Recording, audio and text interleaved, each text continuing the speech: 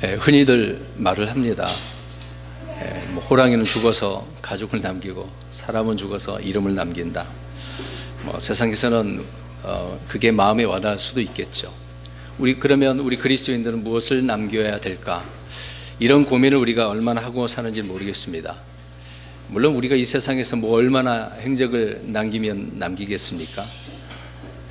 우리의 모든 행위들은 그리스도의 심판석에서 다 낱낱이 드러나고 심판받음으로 보상을 받게 되거나 아니면 다 잃어버리게 되지 않겠습니까?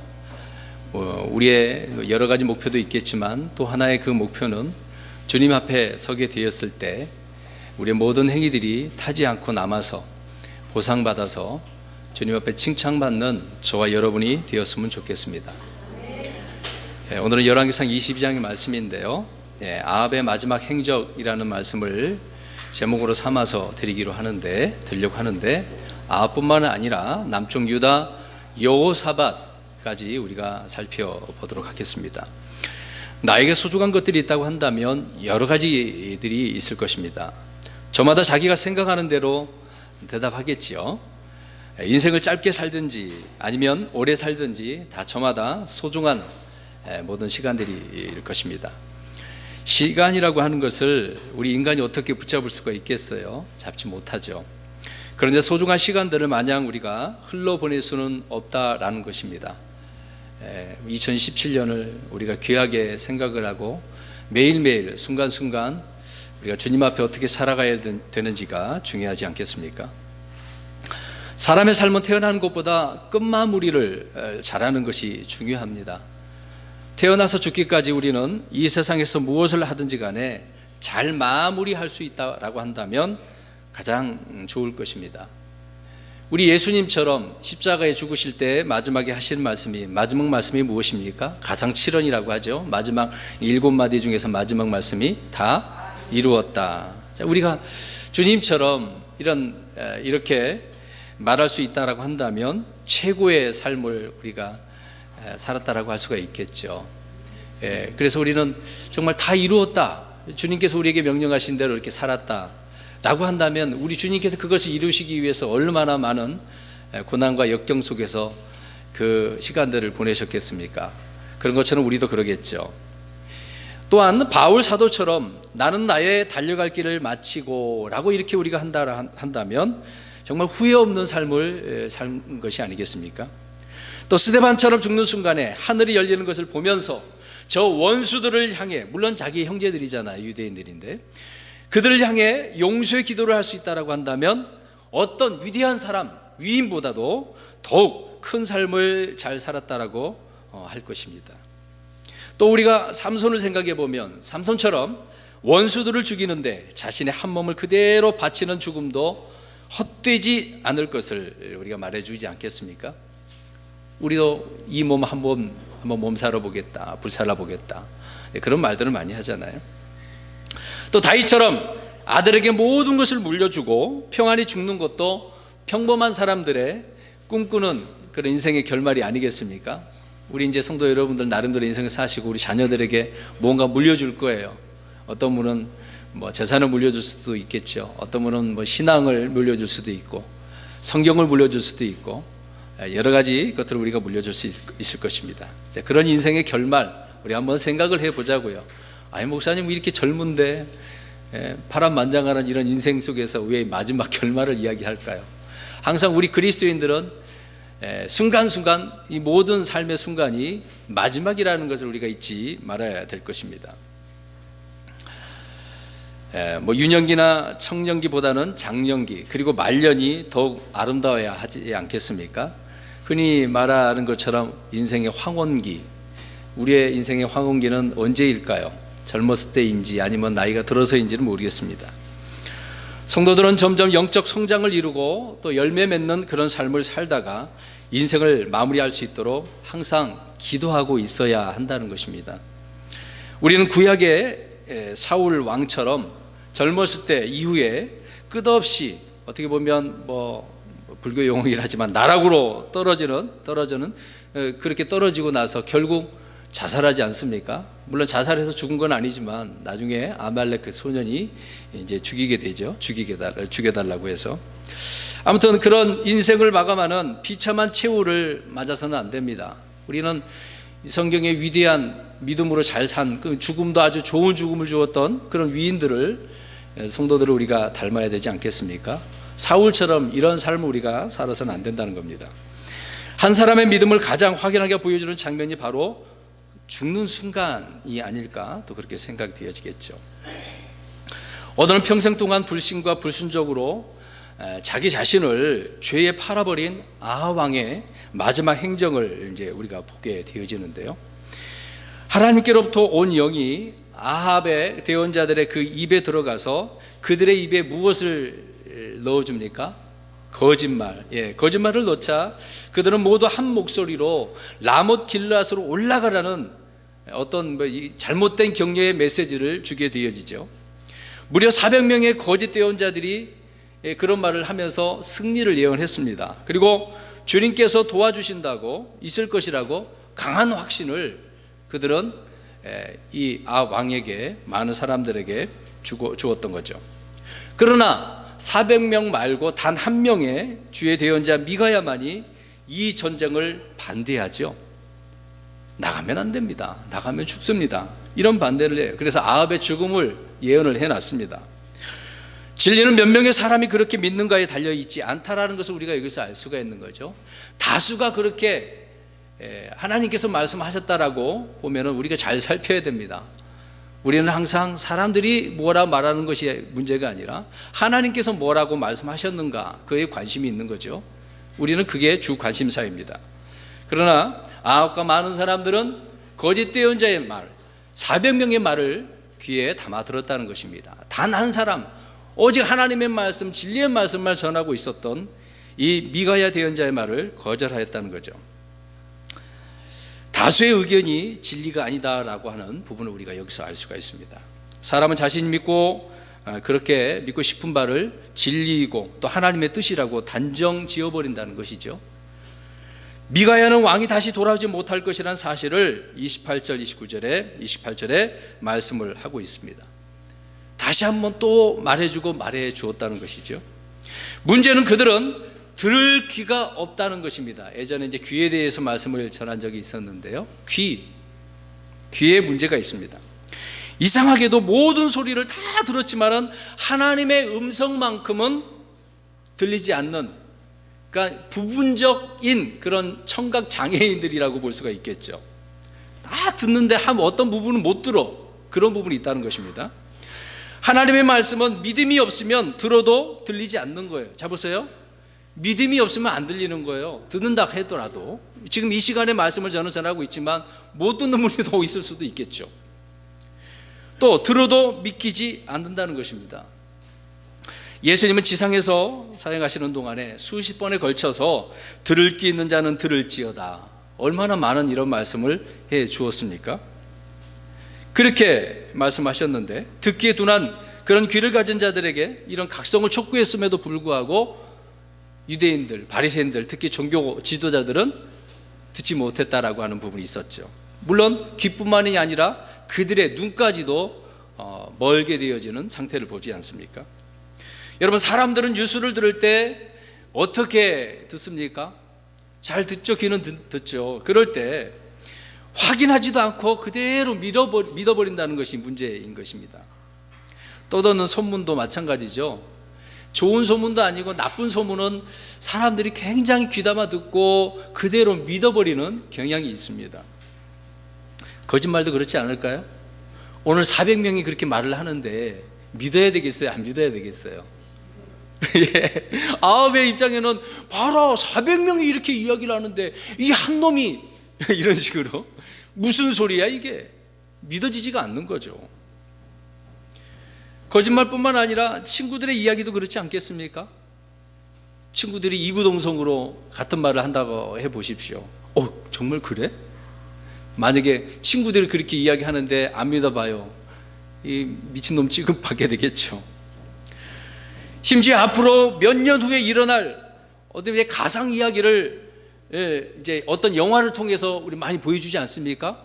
지금 대부분의 영화를 보면은 현재 일보다도 또 과거 일보다도 물론 그런 영화들이 있지만 대부분 미래에 대한 이야기가 많이 나옵니다. 가상현실이 그거지 않습니까? 근데 그렇게 몇 년 후에 있을 것이다라고 가상에서 하는 것도 사람들이 그 영화를 보면서 어떻게 느낍니까? 예, 현실감 있게 와닿는 거예요. 그러면서 위로를 삼습니다. 여러분 영화 볼 때 잘 보셔야 돼요. 그것이 나인 것이냐 마치 착각을 하면서 본다는 것입니다. 여러분 옛날에 공상만화 영화 잘 알죠? 그런 공상만화에서 나오는 것들이 실제로 다 일어나고 있는 것 아니겠습니까? 그러니까 그런 것 때문에 앞으로 그렇게 일어날 것들 분명히 이루어질 것이다. 얼마나 놀라워요. 물론 그것들이 후에 속임수로 결말이 딱 드러난다 할지라도 그 순간에 믿었다라고 얼마나 자랑을 하겠어요. 그런 사람이 굉장히 많겠죠. 그러나 정작 전지전능하신 하나님의 그 말씀, 그 말씀에 말씀하신 하나님께서 그런 말한 그런 부분들을 좀처럼 사람들이 믿지 않는다는 것입니다. 세상에서 말하는 것들은 잘 믿는데 하나님의 말씀을 잘 안 믿어요. 아합과 백성들 역시 마음과 귀에 할례받지 못한 채 이렇게 거짓말을 믿고 진리를 배척하였던 것이죠. 우리가 스데반을 통해서 잘 알 수 있지 않습니까? 사도행전 7장 51절에 목이 뻣뻣하고 마음과 귀에 할례받지 않은 자들아, 자기 형제들 향해서 유대인들 향해서 이렇게 이야기하잖아요. 너희가 항상 성령님을 거역하되 너희 조상들이 행한 것 같이 너희도 그렇게 행하는도다. 과거나 지금이나 계속해서 유대인들이 이런 식으로 살고 있었다는 것을 지적해 주고 있는 거죠. 오늘 29절을 가서 보십시오. 읽지는 않았습니다만은 이처럼 이스라엘 왕과 유다 왕 여호사밧이 라못 길르앗으로 올라가니라. 자, 어떻게 했습니까? 거짓 대언자들이 말한 대로 믿고 올라간 거예요.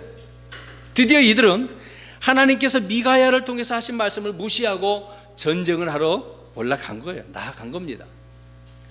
여러분 이것을 보면 죄의 길은 결코 멀지가 않아요. 가까워요. 가깝고도 먼 당신, 너무도 가까운 거예요. 하나님의 뜻을 거스르고자 하는 자들은 그것이 아무리 힘들고 먼 길이라 할지라도 오늘 이 사람들처럼 어떻게 하고 있는 거예요? 단숨에 올라가는 거예요. 하지 말라는 것은 너무나 잘해요. 이게 인간입니다. 오늘 아합을 통해서 이것을 우리에게 말씀해 주고 있어요. 생각해 보시기 바랍니다. 악인들은 막대한 돈과 시간을 들여가면서 요새 이제 뭐 유명 연예인들이 그런 일들을 많이 보여주죠. 도박을 위해 전 세계 도박장으로 막 달려나가는 거예요. 심지어 죄를 짓기 위해서 요즘은 관광, 여행을 떠나지 않습니까? 돈을 많이 모아서 해외여행을 연말에 이제 긴 연휴가 되어지면 그렇게 되겠죠. 이런 여행을 떠나는 사람들이 갈수록 늘어나요. 죄의 길은 아무리 막고 조언해 주어도 오히려 가야만 하는, 이제 자기들이 착각하는 뭐 십자가의 길인 것인 것처럼 묵묵히 그렇게 올라가는 이런 경향이 죄인들의 본성의 모습이다라는 것을 말해주고 있는 것이죠. 아합 왕은 주의 뜻을 행하는 데는 정말 이 발걸음 한 발짝이라도 움직이는 것은 정말 힘든 거예요. 이제 게으른 사람이 이렇게 먹는 것도 먹기 귀찮아 그런다고 성경 말씀하고 있지 않습니까? 아합 왕은 그런 거예요. 하나님 말씀 단 한 말씀이라도 순종해 보려고 나아가 보지 않았다는 거죠. 얼마나 힘들고 어려웠던지. 근데 주의 뜻을 거스린 데에는 고칠 것이 없는 거예요. 그냥 나아가는 거예요. 오늘 29절 말씀처럼 어떻게 하고 있는 거예요? 올라가는 거예요. 그냥 가는 거예요. 또 30절을 보십시오. 이스라엘 왕이 여호사밧에게 이르되 나는 변장하고 싸우러 들어가려 하거니와 당신은 당신의 의복을 입으소서 하고는 이스라엘 왕이 변장하고 싸우러 들어가지라. 참 재밌는 장면이 여기 나오네요. 아합이 지금 머리를 굴리고 있습니다. 재미나게 잔머리를 굴리고 있네요. 자기 안전을 도모하기 위해서 어떻게 하고 있습니까? 자기는 변장을 안 해요. 아니 생각해 보세요. 자기가 이제 이 자기 전쟁인데 끌어들인 거 아닙니까? 남쪽 유다 왕에 같이 전쟁을 끌어들여서 나아가고 있으면 자기가 선봉으로 앞서서 나가야 되지 않겠습니까? 최선을 다해서 싸워야 할 그런 처지인데도 불구하고 자신은 지금 어떻게 하고 있는 거예요? 예, 뒤로 싹 빠지고 누구를 앞세우고 있습니까? 여호사밧. 예, 반대로 남유다 왕 여호사밧에게 왕복을 입을지 빨리 올라가라고 이야기하고 있는 거예요. 그러니까 누구 먼저 죽으라는 거예요? 너부터 죽고 나는 살겠다. 참 이게 잔머리를 잘 굴리는 아합 왕인 것을 봅니다. 여러분, 그러나 악인들의 이러한 잔머리는요, 악인들에게나 통하지 하나님께 통하겠습니까? 네, 통하지 않죠. 하나님이 정하신 뜻을 거스를 수가 없어요. 오늘 분명히 예언의 말씀을 하나님께서는 올라가면 어떻게 한다고 그랬어요? 죽어. 자기가 그렇게 변장한다고 해서 안 죽겠습니까? 네, 여러분 생각해 보세요. 이미 하나님께서 예언해 주셨는데요, 그 예언이 성취되는 것인지 안 되는 것인지 사람들은 자꾸 이루지 못할 것이다 라고 생각을, 그런 착각을 하고 있다는 것이죠. 그러나 기억하셔야 됩니다. 하나님께는 통하지 않는다. 내게 정해진 주의 심판, 우리에게 주신 주님의 징계의 손길을 거슬러서 살아날 수 있는 길은 어떤 길이겠습니까? 온 마음을 다해 자기의 잘못을 회개하는 길이죠. 잔머리를 굴리면 안 되는 거예요. 내가 잘못했으면 빨리 하나님 앞에 잘못을 구하는 것이 원칙이겠죠. 빨리 용서받는 길일 것입니다. 성경은 악인들에게 내려진 주님의 이 저주와 심판을 눈물과 금식의 그 통회하는 기도 회개로 돌이키는 일이 자주 나오지 않습니까? 근데 아합도 그런 사람이었었어요. 이 악한 왕이었는데도 불구하고 아합 역시 엘리야를 통해서 임한 하나님의 심판이 있다라고 했는데 그 순간 회개를 했어요. 돌이켰어요. 그래서 위기에서 벗어나지 않았습니까? 하나님 앞에서 혹시 만약에라는 이런 생각을 우리가 해서는 안 됩니다. 그때 용서받았으니까 이제는 또 용서받을 수 있을 것이다 라고 생각하는 것은 착각이에요. 하나님께서는 우롱당하지 않으십니다. 죄인들의 어리석은 생각과 악인들의 생각을 흩어버리신다고 성경을 말씀을 하고 있는 거죠. 잠언서 21장 30절 31절에 주를 대적할 수 있는 지혜나 명철이나 계략은 없느니라. 싸울 날에 대비하여 말을 예비해도 안전은 주에게서 오느니라. 아무리 전쟁을 이제 하는데 뛰어다니는 말을 예비한다 할지라도 소용이 없는 거죠. 방패도 놔도 소용이 없어요. 아합이 어떻게 죽게 되어지는 이 장면을 한번 보시기 바랍니다. 여러분 31절 가서 보십시오. 그러나 시리아 왕이 자기 병거를 다스리는 32명의 대장들에게 명령하여, 시리아 왕이 특별 명령을 내렸어요. 대장 몇 명이라고 이야기합니까? 32명. 그들에게 명령하여서 이르기를, 작은 자나 큰 자와 싸우지 말고 누구와 싸우라? 오직 이스라엘 왕과 싸우라. 제대로 된 아주 엄청난 명령이에요. 단순한 명령이면서 정말 제대로 된 그런 전략입니다. 아합 왕을 향해 정면으로 돌진해서 최단 시간에 아합을 죽이거나 체포함으로 전쟁을 승리로 이끌고자 이 시리아 왕이 이렇게 했습니다. 그래서 병거들을 다스리는 기병대 이 32명을 통해서 직진하도록 했던 것이죠. 근데 어떻게 됐습니까? 32절에 장면을 잘 보십시오.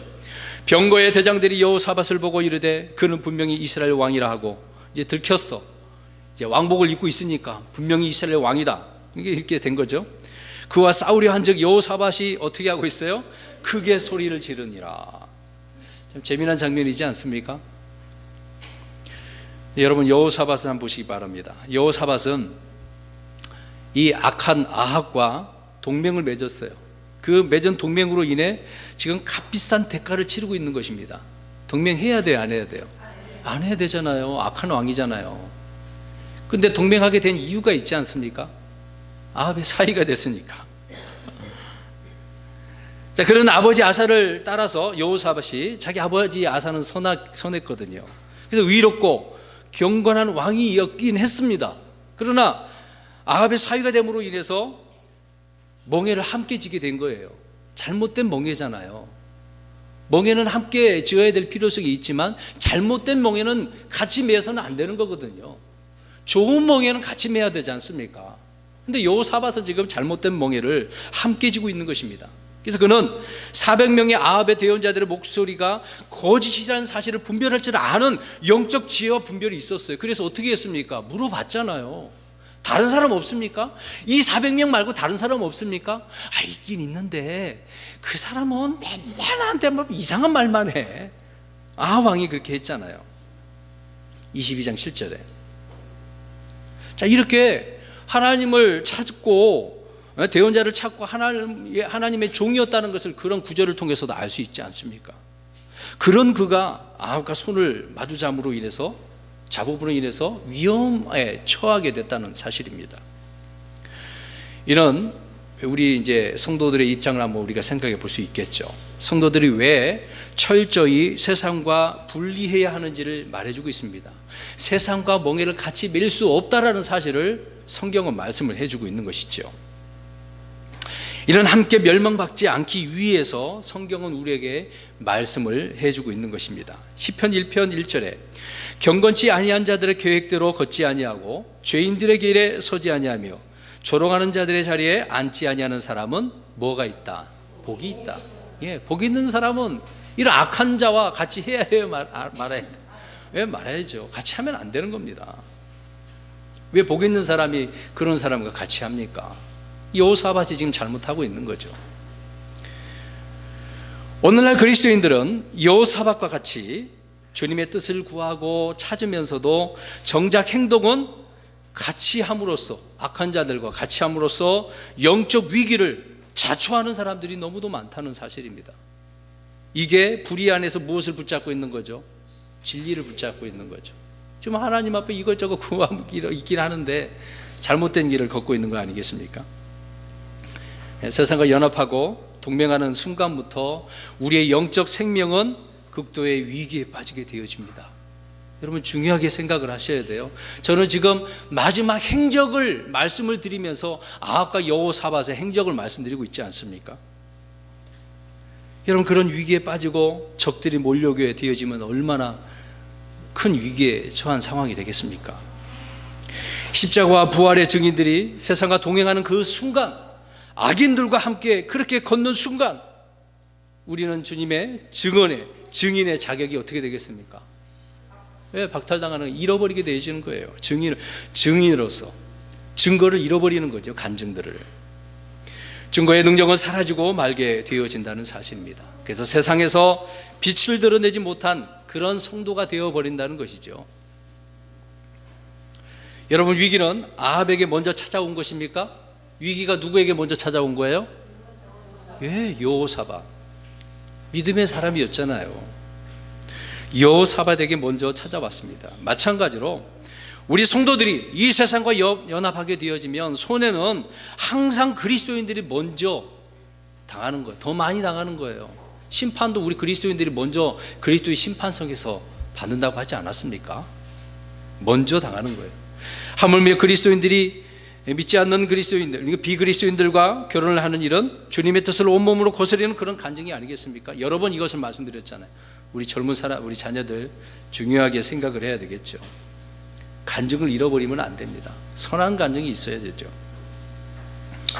여호사밧처럼 인간적 관계, 혈연적 그런 관계 거기에 얽혀 있다고 우리가 주님의 뜻을 거스리면 안 된다라는 사실을 여기서 볼 수가 있다는 것이죠. 그래서 친구 때문에, 가족들 때문에, 동료들 때문에 가지 말아야 할 것을 따라 나서고 하지 말아야 할 일들에 연루됨으로 인해서 고난에, 고역에 있는 그런 성도들이 있다라고 하는 부분입니다. 이제 그런 일이 없도록 우리가 해야 되겠죠. 지금 본문에는 여호사밧이 소리 질렀다고 기록을 하고 있습니다. 한번 생각해 보세요. 와! 이런 소리. 어떻게 생각하십니까? 언젠가 저도 이제 사고 날 뻔했던 그런 이야기를 드린 적이 있었는데요. 수원 이제 김영희 목사님하고 차 타고 오는데 비 오는 날에 옆에 오른쪽을 쳐다봤는데 승용차 한 대가 바로 제 오른쪽 문짝 한 2, 3cm밖에 안 돼요. 미끄러져 갖고 이제 오른쪽에서 쭉 다가오는 거예요. 한 순간이었거든요. 저도 와 소리 질렀거든요. 목사님도 얼마나 놀랐는지. 근데 그 소리를 지르는 순간 오른쪽으로 가가지고 끝에 있는 트럭과 부딪혀버리게 되더라고요. 큰일 날 뻔했거든요, 사실상. 그래서 여호사밧이 소리를 지르는 장면 한번 생각해 보게 되었는데요. 그러나 역대기하 우리 18장 31절 가서 보십시오. 여호사밧이 어떻게 하고 있었는지를. 비록 소리 지르는 것처럼 보이지만 그 소리가 그냥 소리가 아니었어요. 한번 보세요. 믿는 자들이 이렇게 소리 지르는 것도 하나님 앞에 한순간 기도하는 그런 장면이라고 볼 수가 있겠죠. 역대하 18장 31절 18장 31절 말씀 한번 읽어보겠습니다. 시작. 병거의 대장들이 여호사밧을 보고 이르되 그를 이스라엘 왕이라 아니라.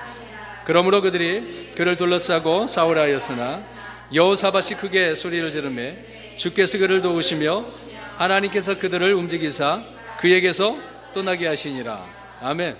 자, 여호사밧이 소리 지르게 했는데 하나님께서 어떻게 하셨다는 거예요? 도우셨네. 그럼 그 소리를 어떻게 하신 거예요? 들으신 거잖아요. 그 순간, 그 짧은 순간, 와, 놀라운 일이 벌어졌어요. 여호사밧은 나중에 무슨 소리 했는지 모르지만 아무튼 소리 질렀는데, 예. 자, 하나님은 여호사밧의 그 소리를, 기도를 들으셨다는 것이죠. 예. 즉시 응답하셔서 위기로부터 구해주셨다는 것입니다. 주님은 자신의 종의 실수와 허물에도 불구하고 은혜와 긍휼을 베풀어 주신 것이죠. 보세요. 아합과 여호사밧을 비교해서 한번 생각해 보시기 바랍니다. 하나님께서 그 순간 어떤 천둥이나 번개와 우박 어떤 것들을 보내준 게 아니에요. 또 천사들을 보내셔서 시리아의 그 군병들을, 병사들을 물리친 게 아닙니다. 오히려 그 사병들을, 군병들의 마음을 어떻게 하시는 거예요? 움직이시는, 감동시켜 주시는 거예요. 야, 그 사람 죽이지 마. 이스라엘 왕 아니야. 어떤 마음을 하나님께 주셨기 때문에 그들이 여호사밧을 떠났다라고 성경은 말씀하고 있지 않습니까? 여러분, 전쟁 도중에 적군의 마음을 감동시켜서 이렇게 머리를 돌리게 하시는 분이 누구라는 거예요? 하나님이시잖아요. 그 누구도 아니에요. 위대한 사람 아닙니다.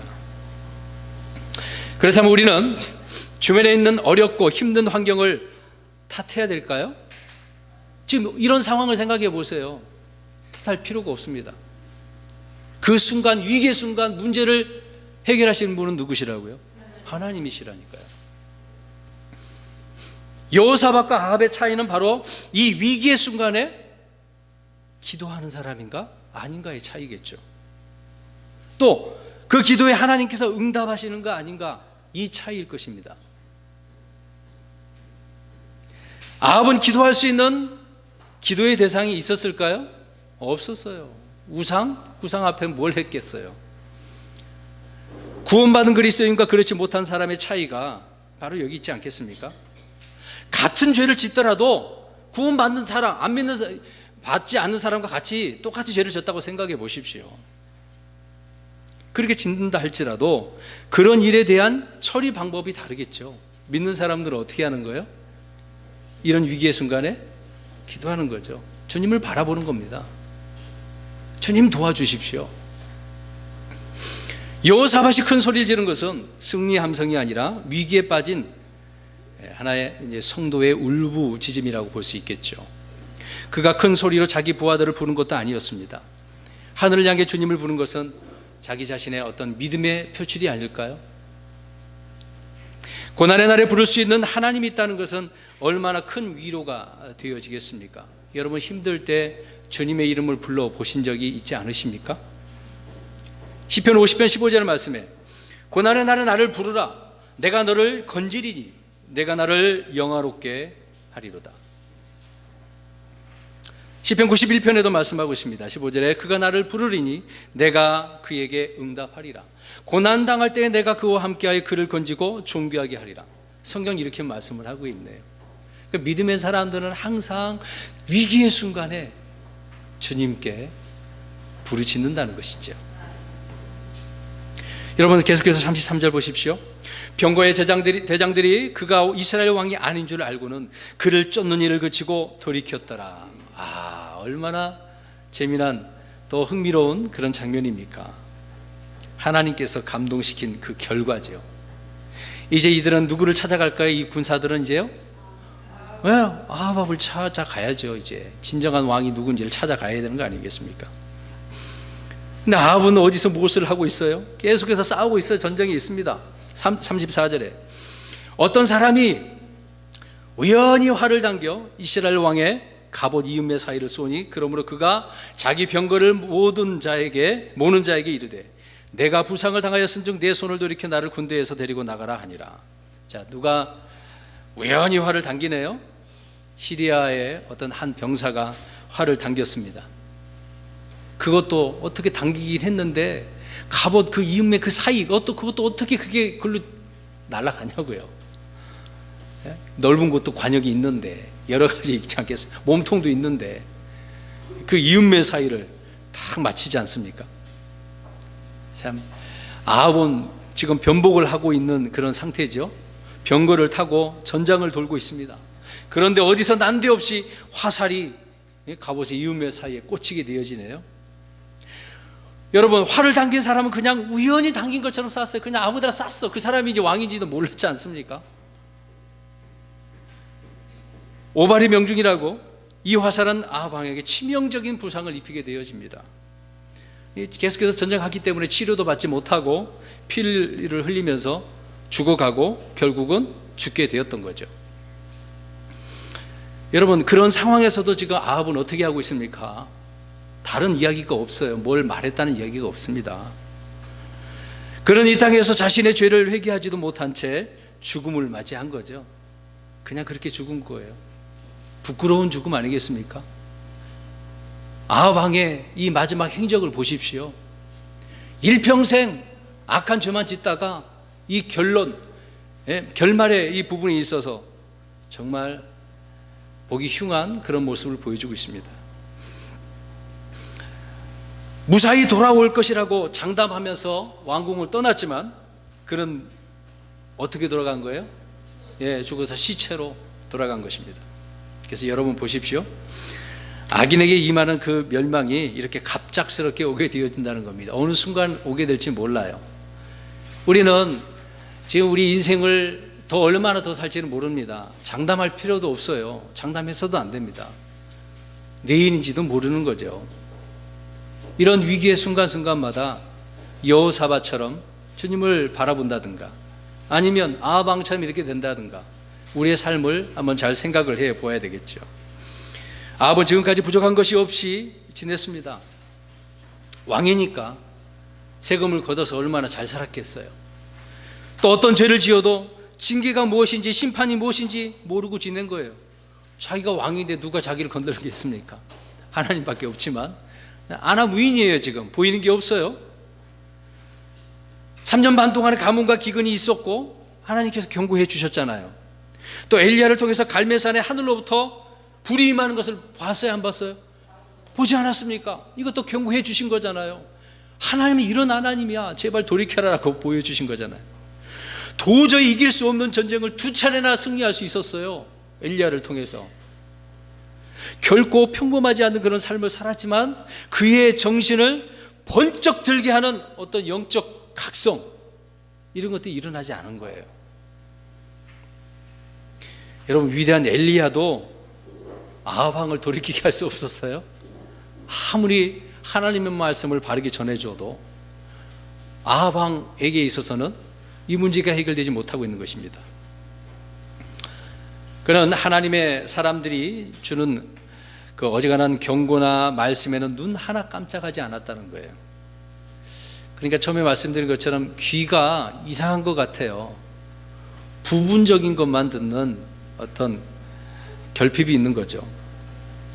만약을 대비해서 왕복을 벗고 변장을 했지만 주님의 말씀은 정확하게 말씀하신 대로 성취되온 이런 사실을 우리가 이 말씀을 통해서 알 수 있습니다.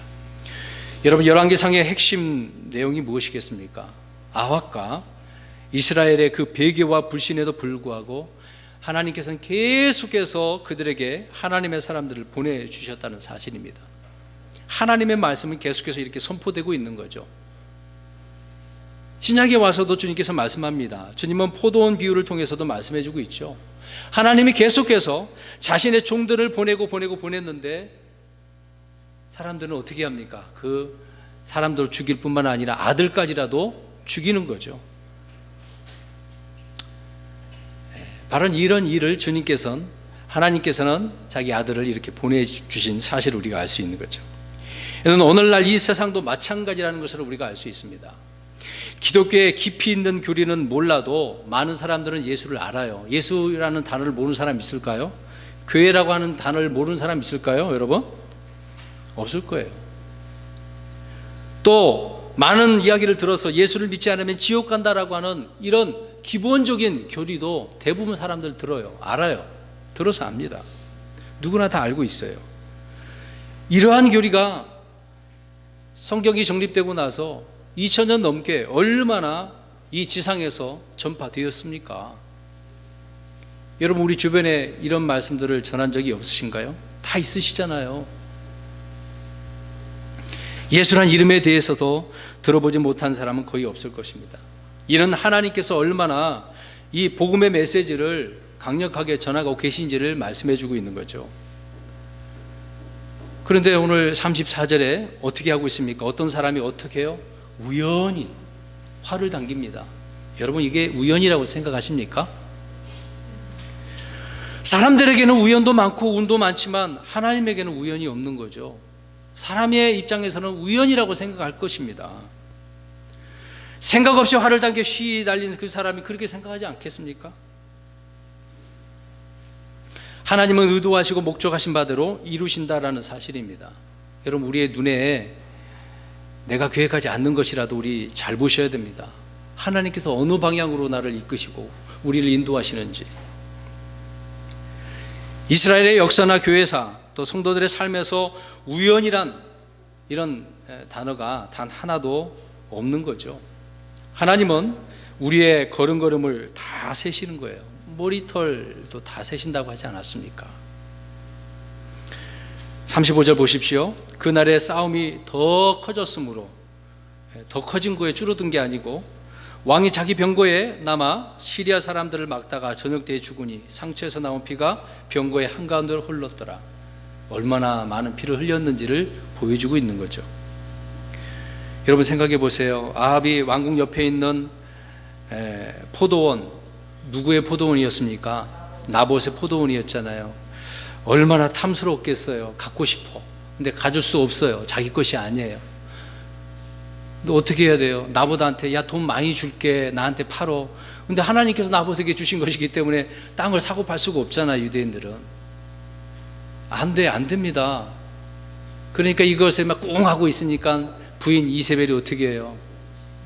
꾀를 범해가지고 나봇을 죽이잖아요. 그래서 나봇이 죽었다는 소식에 이제 자기 것이 되다라는 그 말을 듣고 얼마나 힘차게 뛰어나갑니까? 그 장면을 생각해 보세요. 참 이중적이죠.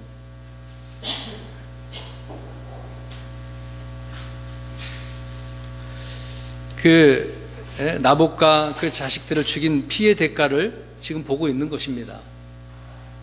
아합이 죽은 원인은 자신이 행한 그 악행 때문도 있긴 하겠지만은요, 가장 궁극적인 이런 심판은 하나님의 말씀을 듣고 순종하지 않은 죄라고 성경은 말씀하고 있습니다.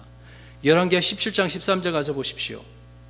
열왕기하 17장 13절. 오늘 우리는 마지막 행적에 대해서 살펴볼 때 우리는 어떤 행적을 드러내야 하는지, 그러기 위해서 아합처럼 이렇게 살지 말아야 함을 저는 말씀을 드리고 있습니다. 열왕기하 17장 13절 시작. 여전히 주께서 모든 제언자들 모든 선견자들을 통해 이스라엘과 유다에게 증언하사 이르시기를 너희는 너희의 악한 길들에서 돌이키고 내 명령과 내 법규를 지키되 내가 너희 조상들에게 명령한 모든 율법 곧 내 종 대언자들을 통해 너희에게 보낸 모든 율법대로 지키라 하셨으나라고 하는 그 뒤에 무엇이 올 것 같아요? 아니라는 거죠. 순종하지 않았다는 것입니다. 하나님께서는 여전히 계속해서 이렇게 말씀해 주고 있는데 이런 악한 사람들은, 아합 왕은 순종하지 않았다는 거죠. 오늘 본문으로 돌아가서 또 36절을 보십시오. 해가 질 무렵에 군대에서 두루 선포하는 소리가 있어 이르되 각각 자기 도시로 각각 자기 본향으로 돌아가라 하였더라. 자, 보세요. 아니, 전쟁이 더 커졌으면 시리아 사람들이 이스라엘을 완전히 점령해야 되잖아요. 근데 어떻게 하고 있는 장면입니까? 돌아가네요. 누가 죽어서. 예, 하나님의 계획이 이루어지니까 끝난 거예요. 잘 생각해 보십시오. 전쟁은 하루 만에 끝났어요. 이런 전쟁이 어디 있습니까? 물론 금방 끝나겠죠. 또 길게 될 수도 있겠지만 하루 만에 끝났습니다. 아합 왕의 죽음으로 모든 것이 끝났다라고 성경은 이렇게 말씀을 해주고 있는 것이죠. 아합의 죽음은 누가 참 하나님의 종이며 누가 거짓 예언을 하는지 온 백성에게 다 보여주는 거잖아요. 미가야가 대언한 말씀이 맞았습니까? 400명이 대언한 말이 맞았습니까? 미가야가 대언한 말씀이죠. 미가야 외의 모든 대언자들의 말은 다 거짓이었다는 것이 드러나는 거잖아요. 마지막 때도 그랬을 것입니다. 우리 주님이 오심이 얼마나 이 온 세상에 다 보여주시겠어요. 그래서 아합의 죽음은 우리에게 경고와 교훈을 위해 기록된 것이라는 사실을 알 수가 있는 거죠. 37절에 38절을 보십시오. 이와 같이 왕이 죽음에 그들이 사마리아로 왕을 데리고 가서 왕을 사마리아에 묻으니라. 한 사람이 그 병거를 사마리아 연못에 씻음에 걔들이 그의 피를 핥았고 그들이 그의 갑옷을 씻었으니 주께서 그에게 하신 말씀대로 되었더라. 그 흘린 피를 누가 핥은다고요? 걔가. 그대로 이 말씀도 이루어진 거잖아요. 너가 죽는 것도 성취된 것뿐만 아니라 그 피도 걔가 핥은다고요. 비참한 죽음이죠. 이 말씀 예언의 정확한 성취가 어느 정도인지 성경은 분명하게 말씀해 주고 있습니다. 여러분, 앞으로 몇백 년 후에 있을 이 일 가운데에 그 사람의 이름을 하나님께서 미리 성경에 기록해 뒀다고 생각해 보십시오. 몇백 년 후에 성경을 보여주면서 당신이 이런 사람입니다. 당신의 이름이 여기에 성경에 기록되어 있었습니다. 놀라지 않을까요? 놀랍죠. 그게 고레스 왕이었으니까.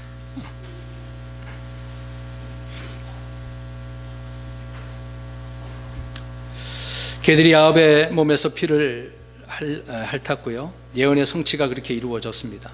성경에 기록된 예언과 성취를 통해서 그 일이 우연이 아니며 자연적인 그런 결과도 아니고 오직 모든 일을 이루시는 하나님의 살아계심과 전지전능하심을 알게 보여주게 분명히 말씀을 해주고 있는 거죠.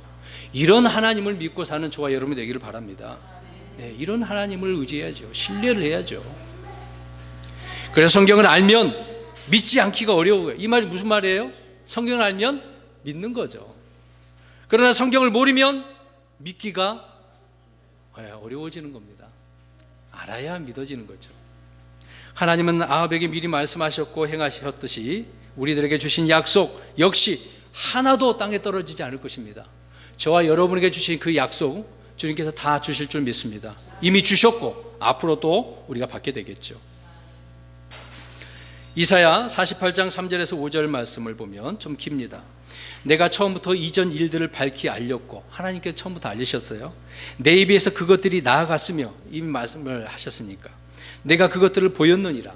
또 내가 그것들을 갑자기 행하며 그것들이 이루어졌느니라. 너는 고집이 센 자여 내 목은 쇠의 힘줄이요 내 이마는 노신 줄을 내가 알았으므로. 얼마나 교만했는지를 보여주지 않습니까? 여러분, 아합이 교만했잖아요. 유대인들이 대부분 지금 이런 상태에 있습니다. 그러니까 지금 예수님을 영접하지 못하고 있는 거예요. 얼마나 고집과 아집이 있는지를 보여주고 있는 것이죠. 주님은 재앙과 심판을 내리시기 전에 수십 번에 걸쳐서 미리 경고의 말씀을 주심으로 기회를 주십니다. 여러분, 저와 여러분에게 하나님께서 기회를 주셨을까요? 안 주셨을까요? 주셨죠. 또 앞으로도 주실 것입니다. 그럴 때마다 그런 기회를 잘 깨달으셔야 돼요. 하나님께서 내게 왜 이런 기회를 주시는가? 위기 속에서도 마찬가지겠죠. 그러나 완악한 죄인들은, 악한 사람들은 그 시간들을 회개의 시간으로 삼기보다는 더욱더 범죄를, 악을 쌓아나가는 그런 시간으로 삼아 버린다는 것입니다. 그래서 이들은 갑작스런 멸망이 오게 되어지는 거죠. 그러면 이들의 행적이 얼마나 안 좋겠습니까? 성경에 그렇게 기록되어지는 거예요. 결국은 뭔가 잘했다라고 기록되어진다고 한다면 얼마나 좋겠습니까? 앞으로 주님께서도 책을 펼치시면서 우리의 행적들을 다 보여주실 거란 말이에요. 좋은 행위든지 나쁜 행위든지 간에.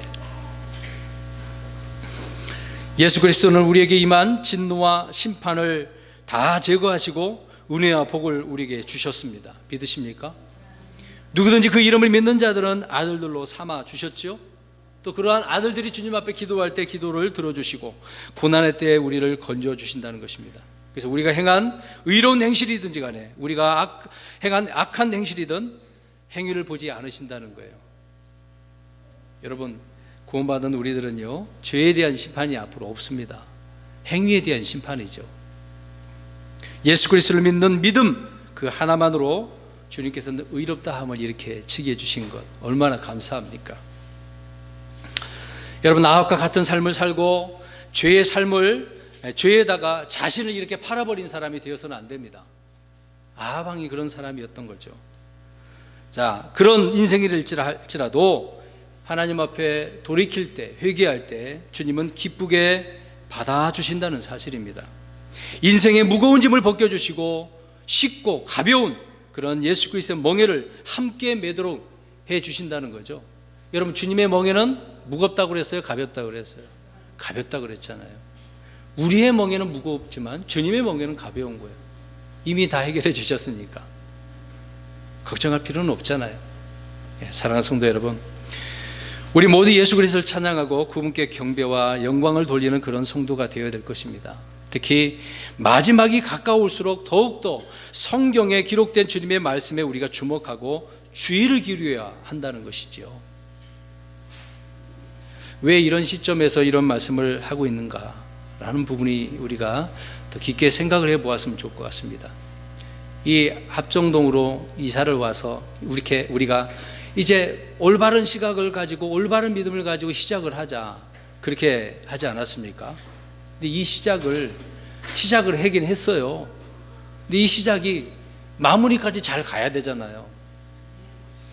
그래서 우리의 행적을 어떻게 주님 앞에 보여드려야 할지를 우리가 살펴보자는 것입니다. 여러분, 베드로후서 1장 19절 가서 보시면, 또한 우리에게는 더 확실한 대언의 말씀이 있으니 날이 새어 샛별이 너희 마음속에 떠오를 때까지 너희가 어두운 곳에서 비치는 빛을 대하듯 이 말씀에 주의를 기울이는 것이 잘하는 것이다 라고 말씀을 하고 있습니다.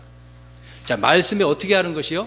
주의를 기울이는 것, 말씀에 따라 살려고 하는 거죠. 근데 언제까지라고 이야기하고 있는 거예요? 샛별이 마음속에 떠오를 때까지. 물론 이 말씀이 예언의 말씀이긴 하죠. 재림에 대한 얘기입니다. 샛별은 재림에 대한 이야기죠. 여러분, 주님 오실 그날까지 우리가 항상 주님의 말씀에 귀를 기울여야 되겠습니다. 오늘 이제 마지막 39절 40절 말씀 보십시오. 이제 아합의 나머지 행적과 그의 행한 모든 일과 그가 만든 상아집과 그가 건축한 모든 도시들은 이스라엘 왕들의 연대기책에 기록되지 아니하냐. 이렇게 아합이 자기 조상들과 함께 잠드니 그의 아들 아하시야가 그를 대신하여 통치하니라. 여러분, 이 말씀을 통해서 한번 보니까 아합이 행적이 그래도 있어요, 없어요? 있잖아요. 전혀 행적이 없는 그런 왕이 아니었단 말입니다. 물론 이런 모든 행적이 누구를 위한 거예요? 자기를 위한 행적이었던 것이죠. 그런 것이긴 하지만 상하궁을 건축하고 도시들을 이렇게 건축을 했습니다. 그런 여러 가지 정치적 업적을 그렇게 남긴 것을 보게 되어지죠. 마지막 순간에 그렇게 죽긴 했지만 세상적으로 볼 때 어떤 영토 확장을 꾀하는 그런 정복 정쟁을 한 것이 아니겠습니까? 하지만 그는 자신이 이스라엘 왕이라는 사실을 잊고 있었습니다. 이스라엘은 하나님의 주권과 섭리 아래에 있는 민족 아닙니까? 그래서 하나님께서 이스라엘을 민족적으로 다루셔요. 개인뿐만 아니라 모든 이스라엘 민족을 민족적으로 다루시는 거죠. 그러니까 7년 환란 가운데서도 민족적으로 회개하고 돌아오게 하시는 하나님의 역사가 있는 거죠. 그래서 7년 끝부분에 그들이 민족적으로 돌아오게 되어지는 것입니다. 이것을 잃어버리고 있었다는 것이죠. 이스라엘은 하나님의 언약 백성이며 하나님의 율법을 지키고 순종함으로써만 평안과 번영이 보장되어졌습니다. 그것이 하나님의 약속이었어요. 다른 건 없었습니다. 그것만 잘 지켜도 그들은 기본적인 것을 또 풍족히 누릴 수가 있었어요. 아합이 다른 민족들처럼 하나님을 잃어버린 채 어떤 군주의 노릇을 하고 종교를 자신의 정치적 권력을 정도하는 데 이용하고 또 통치 수단으로 사용하는 데 그친다면 재앙과 심판 외에 달리 아무것도 있을 수 없는 거죠. 뭐 그렇게 할 필요가 뭐가 있겠습니까? 마찬가지로 우리 그리스도인들은 자신이 그리스도라는 사실을 잊은 채 어떤 일을 계획하고 추진해서는 안 된다는 것입니다. 나름대로 계획을 우리가 하지만 뜻을 이루시는 분이 누구시라고 말씀하고 있습니다. 하나님이시죠. 그리스도인들은 세상 사람들과 전적으로 그래서 달라야 하는 것입니다. 구별돼야 되는 거죠. 우리의 행적이 그런 데서부터 주님께서는 보고 계시고 그것을 통해서 보상을 해 주시는 것 아니겠습니까? 우리 그리스도인들은 이미 하나님의 왕국에 속한 사람들이 때문에 그렇습니다. 우리는 이미 속해져 있습니다. 전적으로 하나님의 법에 순종하고 믿음으로 살 때만 다른 모든 것이 보장되어져 있는 거예요. 이스라엘은 하나님의 말씀대로 순종하고 율법대로 살기만 하면 번영한다니까요. 보장되어져 있어요. 우리 그리스도인들은 주님의 명령에 순종하고 믿음으로만 살 때 이것이 되겠죠. 아합이 만약 이스라엘 왕이 아니라 모압이나 암몬 족속의 왕이었다면 바울을 숭배하든 말든 주의 대언자를 무시하든 말든 마음에 들은 그 포도를 빼앗든 말든 무슨 문제가 있겠어요? 마음대로 하면 되겠죠.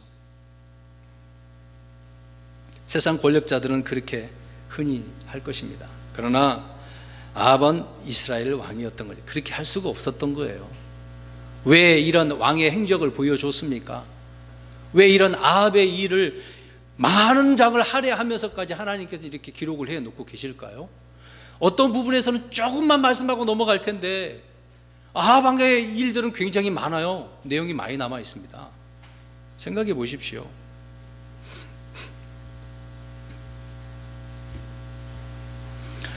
이와 같이 저와 여러분이 거듭나지 않은 세상 사람들이라고 한다면 뭐 교회에 오든지 말든지 뭐 술을 먹고 마시든지 도박을 하든지 뭘 하든지 상관이 없겠죠. 그러나 우리는 이미 누구입니까? 우리는요 하나님의 자녀들이잖아요. 구원받은 자들 아닙니까? 그러기 때문에 이미 우리는 주님의 백성이기 때문에 더 주의하고 말씀대로 살아가야 되겠죠. 그래서 결론적으로 말씀드립니다. 나의 마지막 행적을 주님 앞에 올바로 남길 수 있는 그런 성도, 이런 비참한 최후 안 됩니다. 사울처럼요, 아합 왕처럼요, 아니에요. 나의 마지막 행적 정말 남겨야 되지 않겠습니까? 말씀드린 것처럼 매일매일이 나의 마지막 행적이라고 그렇게 인식하면서 살아가는 저와 여러분이 되시기를 주의 이름으로 축원합니다. 아멘.